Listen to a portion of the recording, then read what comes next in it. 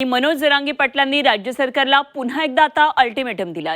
गेल्या वेळेसच्याच काही मागण्यांची सरकारने अंमलबजावणी न केल्याचा आरोप करत जरांगेंनी उपोषणाचा इशारा दिलाय।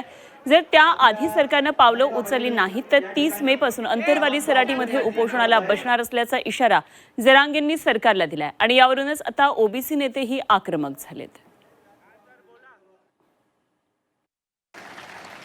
तारीख आंदोलन होणार अंतरवाली शांततेत, राज्यात होणार शांततेत।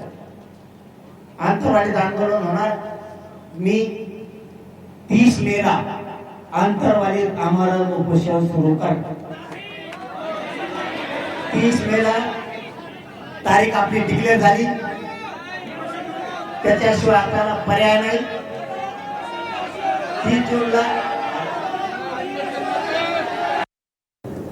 हे खोटं नाही, कसले आग्र्याचे नंबर लागत आहेत। मराठ्याच्या विरोधात बोललं की खासदार, मंत्री, आमदार व्हायला मग तुम्ही किती काम करतो राहतो। कधीच या काळजाला, या रक्ताला बेमनीशी शिवू शकत नाही, फक्त तुमच्यासाठी। आणि ह्या आयुष्य अर्पण केले तुमच्या पायावरती। कधी मरण येऊ दे, पण समाजासाठीच येईल आणि तुमच्या लेकराच्या चेहऱ्याला आनंदच दिसतो। किती टोळ्या आमच्या, किती टोळ्या, ती टोळी बंद पडली लगेच। त्या संघटना ना प्रेस घ्यायची ठरलो, तारीख पण डिक्लेअर झाली, प्रेसची तारीख डिक्लेअर झाली। काय झालं घड माहितच नाही काय झालं।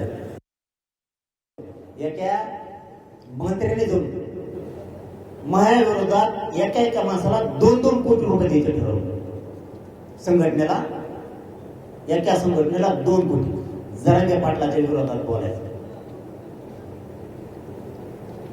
15-16 फूट आकडा गेला त्यांचा। फुकट पैसे म्हणल्यावर त्याच्या 2 कोटीचे तुझं जरांगे पाटलाच्या विरोधातच बोलायचं ना, ही लय गंभीर बाब आहे। आणि मला माहिती कळली, मी म्हणलं त्याला मला नीट खाय म्हणलं बरं का, मी खोटं नाही बोलत, आज सांगून टाकतो तुम्हाला। म्हणलं नीट खाय, तो आहे मतदारसंघात तुला घेतात नाही सर, कशाला गणित लावून गुंतून घेतो।